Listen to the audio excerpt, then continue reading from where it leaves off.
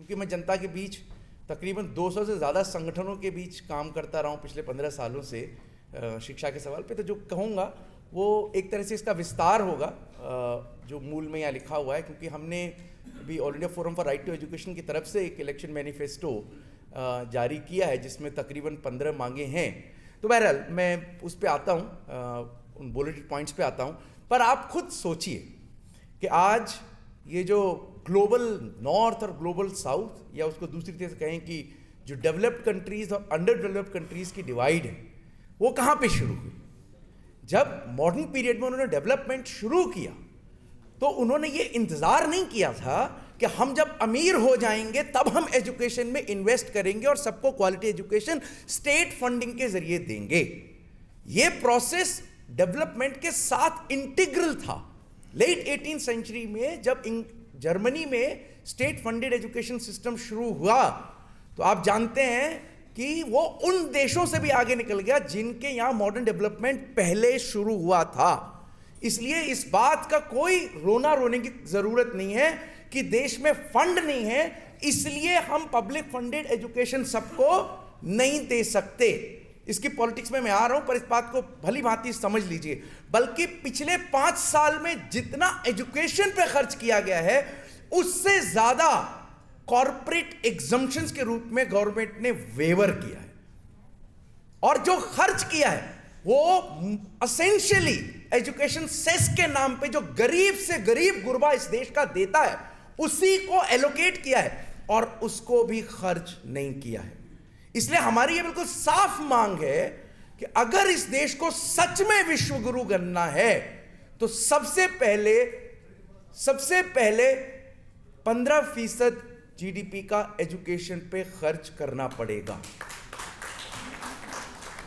यह भी समझ लीजिए कि एक ऐसी सरकार, क्रूर सरकार, जो मजबूर हो गई है लोगों को जिंदा रखने के लिए 80 करोड़ फैमिलीज को आने वाले 5 सालों के लिए राशन मुफ्त देने के लिए, वो सरकार पब्लिक प्राइवेट फिलैंथ्रोपी के नाम पे शिक्षा का निजीकरण करती है अगर, तो निश्चित तौर पे वो विश्व गुरु बनाने की बात नहीं कर रही है, विश्व गुरु के सामने घुटने टेकने की बात कर रही है।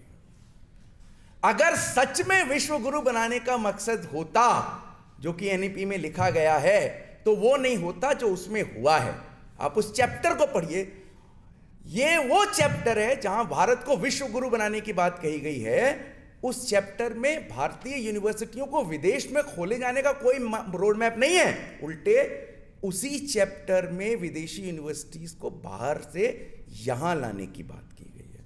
तो हम विश्व गुरु बनने वाले हैं या विश्व दास बनने वाले हैं, एक नए एकलव्य बनने वाले हैं, या सच में एक बुद्धिजीवी वर्ग बनने वाले हैं, ये आप इस बात से समझ सकते हैं। उस आंकड़े को ध्यान रखिए, 80 करोड़ फैमिलीज को राशन देना पड़ रहा है उस देश में जहां तकरीबन 80% स्टूडेंट उस एज वर्ग में, एजुकेशन एज वर्ग में, एजुकेशन सेक्टर से बाहर है। और यह हमारा आंकड़ा नहीं है, सरकार का खुद का आंकड़ा है। पढ़ लीजिए हायर एजुकेशन सर्वे का जो अभी 2020 का रिपोर्ट आया। पिछली सरकारें नॉन प्रॉफिट मेकिंग एनजीओज को एजुकेशन में प्रमोट करने के नाम पे और पब्लिक प्राइवेट पार्टनरशिप के नाम पे एजुकेशन सेक्टर का प्राइवेटाइजेशन कर रही थी, अब फिलैंथ्रोपी के नाम पे कर रही हैं। अभी दिल्ली यूनिवर्सिटी में, क्योंकि मैं वहां एकेडमिक काउंसिल का मेंबर रहा, इलेक्टेड मेंबर रहा टीचर्स की तरफ से, तो वहां वाइस चांसलर ने गोल सेट किया, हर साल 100 करोड़ रुपए परोपकारी लोग दिल्ली यूनिवर्सिटी को, कॉलेजेस की बात नहीं कर रहा हूं, केवल दिल्ली यूनिवर्सिटी को, रतनलाल जी, केवल दिल्ली यूनिवर्सिटी को दान करेंगे। ये टारगेट आने वाले 25 सालों के लिए तय किया गया था। वो अलग बात है कि हमारी जबरदस्त लड़ाई की वजह से वो अभी स्ट्रेटेजिक प्लान जो है जिसको प्लेजराइज करके बनाया गया था वो विड्रॉ करना पड़ा। पूरे देश में यूनिवर्सिटीज को, स्कूल्स को इस तरह से प्राइवेट कॉर्पोरेट हाथों में थोपा जा रहा है। उनकी एकेडमिक काउंसिल्स और एग्जीक्यूटिव काउंसिल्स को बोर्ड ऑफ गवर्नर से रिप्लेस किया जा रहा है, जिसमें इंडस्ट्री के लोग हैं और थिंक टैंक ऑर्गेनाइजेशंस के लोग हैं। आज की तारीख में थिंक टैंक केवल एक ही संगठन है जिसके पास थिंक करने की कैपेसिटी है, द आरएसएस। और इसीलिए हम ये देखते हैं कि कमर्शियलाइजेशन के साथ साथ जो दूसरा ऑब्जेक्टिव है इस सरकार की शिक्षा नीति का, वो है कम्युनलाइजेशन, और उसे वो पूरा करने की पूरी जिद्दोजहद कर रही है। हर तरह का जो क्रिटिकल थॉट है उसे शिक्षा से गायब कर रही है, करने की कोशिश कर रही है लगातार। अब एनसीईआरटी के सिलेबस डिलीशंस की कहानी पढ़ लीजिए, और यूनिवर्सिटी में जिस तरह से नई सिलेबस में पुराने क्रिटिकल थॉट्स को डिलीट किया जा रहा है, और खास तौर से जो दलित आदिवासी क्रिटिकल थिंकर्स थे उनके चैप्टर्स को गायब किया जा रहा है, और फेमिनिस्ट थिंकर्स को गायब किया जा रहा है। जो सेक्युलरिज्म की बात करने वाले क्रिटिकल थिंकर्स थे, माइनॉरिटीज की बात करें, उनको गायब किया जा रहा है। इकबाल को गायब कर दिया गया, बताइए, इकबाल को गायब कर दिया गया। सारे जहां से अच्छा को का गुणगान करने की बजाय उसके रचयिता को ही करिकुलम से गायब कर दिया जा रहा है। पूरे देश में ये चल रहा है। तो इसकी हमें जनता तक बात लेके जानी है। आजादी का गीत लिखना और झूठा, बिल्कुल झूठा आरोप लगा के, अब उसका अभी इतिहास पढ़ाने का समय नहीं है कि वो कैसे वो पार्टीशन के लिए जिम्मेदार थे। तो पूरा इतना रिसर्च हो चुका, उनका कोई इसमें भूमिका ही नहीं थी, पर वो एक बस झूठ है, उस पर कोई सुनना ही नहीं चाहता। नहीं जी, हमने फैसला कर दिया, गायब। पहले यूपीएससी के उससे गायब किया, और उसके बाद अब यूनिवर्सिटी से गायब कर रहे, स्कूल से मिटाए जाने। तो कम्युनलाइजेशन, और वो इस हद तक है, और वो सेंट्रलाइजेशन से जो उसका तीसरा जो फॉल आउट हो रहा है वो है, इस हद तक है कि पूरे देश में एक जैसी पॉलिसी बना देनी है, एक जैसी पॉलिसी, सब कुछ सेंट्रलाइजेशन। आप समझ लीजिए, उसका नुकसान मैं आपको बताऊंगा, पर पहले इसको समझ लीजिए, क्योंकि हम तभी इसका विरोध कर पाएंगे। स्कूल लेवल पे परख नाम की एक संस्था होगी जो तीसरी क्लास से जो नॉन बोर्ड एग्जाम उन सबको कोऑर्डिनेट करेगी ऑल इंडिया लेवल पे। बताइए, टीचर करेगा कि, और वो भी कौन सी, आउटसोर्स यानी प्राइवेट वाली, वो कोऑर्डिनेट करेगी परख। फिर centralize admission test for universities, फिर जीई, फिर एनईटी, सब चला लिया, और फिर नेट, और वो सब अब उसको वो दे दिया, सीबीएसई को दे दिया, जो एमफिल पे को खत्म कर, पीएचडी का, एमए का, सारा सेंट्रलाइज। जबकि ये साबित हो चुका है, इतना रिसर्च हो चुका है कि जब सेंट्रलाइजेशन होता है एजुकेशन का, तो जितना स्थानीय ज्ञान है और जितनी रीजनल और लोकल भाषाएं हैं वो मरती हैं, और जो समाज की मेजॉरिटी है वो उससे गायब हो जाती है, क्योंकि वो उस ज्ञान से, उस भाषा से अपने आप को रिलेट नहीं कर पाती, और कोचिंग इंडस्ट्रीज फलती हैं, और उससे क्या होता है, जो उसका पैसा दे सकता है वही शिक्षा हासिल कर पाता है, बाकी लोग उससे बाहर हो। इसीलिए दिल्ली यूनिवर्सिटी का कैरेक्टर बदल रहा है।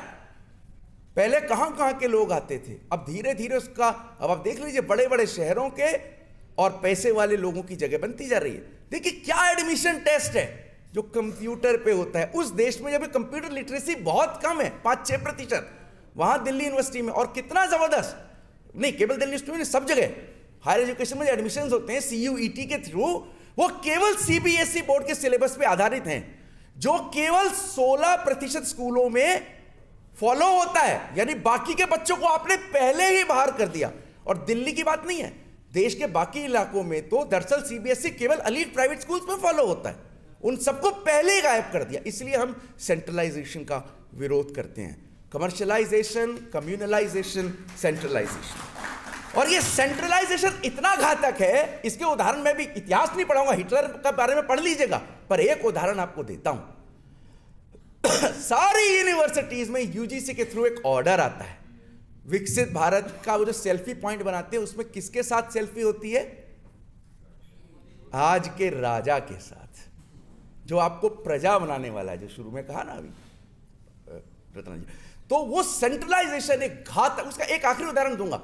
उत्तराखंड में स्कूल के टीचर्स ने, जहां चिपको आंदोलन हुआ, पर्यावरण की स्थानीय पाठ्य पुस्तकें बनाई, वहां के उदाहरण और कहानियों से लेके उसको एनसीईआरटी की किताबों से रिप्लेस कर दिया गया। आप बताइए। तो ये सेंट्रलाइजेशन का मामला है। फिर हम कहते हैं सोशल डिस्क्रिमिनेशन इन एजुकेशन को बैन करने की जरूरत है। लगातार ये प्रवृत्ति बढ़ रही है, लगातार, कि जब तमाम कोर्सेज में सीट्स रिजर्व कैटेगरीज की खाली रह जा रही हैं, और उससे भी बड़ी बात यह है कि इवन एजुकेशन सेक्टर में एनएफएस की पॉलिटिक्स बढ़ती जा रही है, बढ़ती जा रही है। सूटेबल मेरिटोरियस कैंडिडेट्स को नॉन फाउंड सुटेबल करके निकाल दिया जाता है। एनएफएस की संख्या लगातार बढ़ती जा रही है और अब आपने देखा वो सरकार की मंशा को जाहिर करने वाली कमेटी थी जिसको अभी दबा दिया गया है, जिसने डी नोटिफाई करने का, रिजर्व सीट्स को डी नोटिफाई करने का के लिए रेकमेंड किया था। अभी इलेक्शन निकल जाने दीजिए, वो रिपोर्ट लागू होगी। आजकल कोई ऐसी कमेटी नहीं बनती जिसमें सरकार के लोग वो हो जो सरकार के खिलाफ बोले। वो तो सरकार की ही राय थी, पर अभी इसको विड्रॉ कर लिया गया है। तो इसलिए हम ये भी कहते हैं कि किसी भी किस्म का discrimination in education must be stop, और उसके लिए जरूरी है कि सब लोगों को उनकी जरूरत के मुताबिक स्कॉलरशिप तो मिले ही, पर सबसे पहली कंडीशन है कि केजी से लेके पीएचडी तक की इंक्लूडिंग प्रोफेशनल एजुकेशन, सारी एजुकेशन फ्री ऑफ कॉस्ट, हम हिंदी में उसे बोलते हैं मुफ्त ही होनी चाहिए और पूरी तरह से स्टेट फंडेड होनी चाहिए। इसके अलावा देश के पास कोई दूसरा रास्ता ही नहीं है इसको विश्व गुरु बनाने का। वैसे बाय द वे, हम विश्व गुरु क्यों बने? हर देश अपनी शिक्षा व्यवस्था अपने हिसाब से चलाएगा ना। पर आप देखिएगा कोविड के टाइम में 5 देशों ने अपनी अपनी नेशनल एजुकेशन पॉलिसीज लागू की, क्योंकि वो वर्ल्ड बैंक की डिक्टेशंस पर लिखी गई, केवल उन पे कुछ स्थानीय बुद्धिजीवियों से भाषा परिवर्तन करा लिया गया, इसलिए बेसिक स्ट्रक्चर सेम है। फिर हम ये कहते हैं कि हमारा फोकस हमारी पब्लिक फंडेड यूनिवर्सिटीज को और स्ट्रेंथन करने का होना चाहिए। इस हालात में फॉरेन यूनिवर्सिटीज को इंडिया में लाने की कोई जरूरत नहीं है, बिल्कुल कोई जरूरत नहीं है। ये केवल यहां के लोगों को एजुकेशन लोन देने का एक जरिया है, ताकि उनको एक झुटलावा रहे, एक भ्रम रहे कि हम विदेशी यूनिवर्सिटी में पढ़ के आए हैं और वो एक नए एलिटिज्म का शिकार हो जाएं। जबकि विदेशी यूनिवर्सिटी में एक्चुअल में जब हम बाहर पढ़ने जाते हैं तो वहां के माहौल से हमें लाभ मिलता है, ना केवल वहां के टीचर से। अरे भाई, इंडियन हिस्ट्री को पढ़ाने के लिए रतनलाल जी ज्यादा बेहतर होंगे या जर्मनी में बैठा हुआ कोई? I don't know. So you need to go to Hindu college rather than to Harvard. I am very clear about it. I have rejected many offers to settle down outside for variety of reason, पर उसका एक बहुत बड़ा कारण यह है कि मुझे मालूम है कि जो स्टूडेंट मुझे यहां मिलेंगे, गांव से आने वाले, जो मेरी टीचिंग को शेप करेंगे, वो बाहर नहीं मिलेंगे। इलाहाबाद उच्च न्यायालय ने 2015 में एक निर्णय दिया था, अगर आप में से कुछ लोग नहीं जानते तो सुन लीजिए। बहुत ही रेवोल्यूशनरी निर्णय था। यह कहा था कि स्टेट से किसी भी फॉर्म में बेनिफिट लेने वाला, सैलरी या परक्यूसाइट, चाहे वो पब्लिक रिप्रेजेंटेटिव हो, ठेकेदार हो या कर्मचारी हो या ऑफिसर हो, वो सब state funded basic education school में ही अपने बच्चों को पढ़ने भेजेंगे। और उनका तर्क ये था कि अगर ऐसा होगा तभी जो पॉलिसी मेकर्स हैं, जो डिसीजन लेने वाला ताकतवर तबका है, वो सरकारी स्कूल पे ध्यान देगा। और उन्होंने सरकार को 6 महीने के अंदर एफिडेविट फाइल करने को कहा था कि आप इसे लागू कर पाए या नहीं कर पाए। आज तक ना केवल उसमें कोई एफिडेविट फाइल हुआ है, कुछ भी नहीं हुआ है। हम ये कहते हैं ना केवल यूपी में, बल्कि एज ए फर्स्ट स्टेप, ये अल्टीमेट नहीं है, अल्टीमेट तो है common education system, but as a first step actually Allahabad उच्च न्यायालय का वो निर्णय एक नोटिफिकेशन के द्वारा सारे देश में लागू किया जाना चाहिए। हमारा यह भी मानना है कि सारे कॉलेजेस में और यूनिवर्सिटीज में स्टूडेंट्स और टीचर्स यूनियंस के इलेक्शंस कराए जाने चाहिए, उनकी बात सुनी जानी चाहिए। यह कहना इसलिए जरूरी है कि आज देश की तमाम यूनिवर्सिटी और कॉलेजेस में वो इलेक्शंस बैन कर दिए गए हैं। इवन जामिया मिलिया इस्लामिया यूनिवर्सिटी में तो जो टीचर एसोसिएशन का जो सेक्रेटरी थी, उसे सस्पेंड कर दिया इस सरकार ने। ये वो यूनिवर्सिटी थी जहां पहले इन्होंने दंगे करवाए और जब बाद में वहां के टीचर और स्टूडेंट्स ने उसका विरोध किया तो इन्होंने उस टीचर यूनियन के इलेक्शंस को ही बंद कर दिया। ये ऐसी सरकार है। तो हम ये कहते हैं कि अगर आपको इस देश को, इस तरह की तमाम मांगे हैं, अगर आप कहेंगे तो वो हम आपके साथ शेयर कर लेंगे मैनिफेस्टो, उसका पूरा कॉन्टेक्स्ट है। हमारा ये कहना है कि सारे राज्यों को अपनी एजुकेशन पॉलिसीज बनाने की ऑटोनॉमी होनी चाहिए, क्योंकि हम एक फेडरल स्ट्रक्चर वाले देश हैं। कॉन्स्टिट्यूशन का जो फ्रेमवर्क वो फेडरल फ्रेमवर्क है।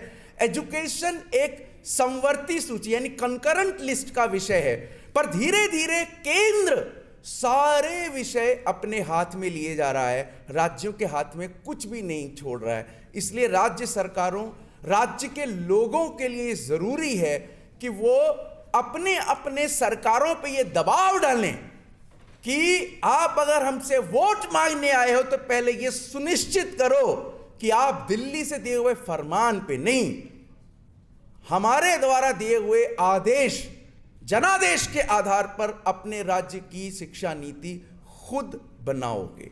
ये हमारी डिमांड है।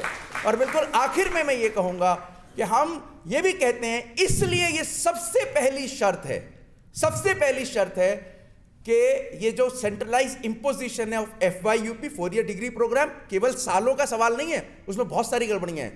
FYUP, CUET, नीट, JEE, इस तरह की जो बायस्ड, सोशली बायस्ड और सेंट्रलाइजिंग एडमिशन पॉलिसीज हैं, उनको रद्द करके राज्य स्तर पे उनको चालू किया जाना चाहिए। इन सब बातों के साथ मैं अपने आप को यहाँ विराम देता हूँ। शुक्रिया एक बार फिर से ये मौका दें।